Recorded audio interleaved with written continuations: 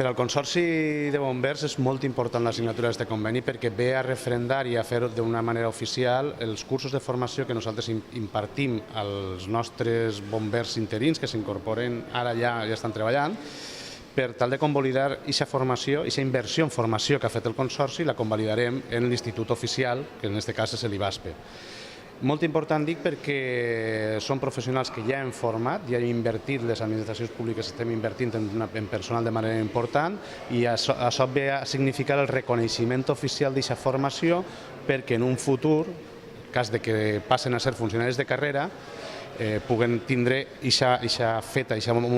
homologació i accelera el procés d'incorporació a treballar dins dels nostres parcs de bombers.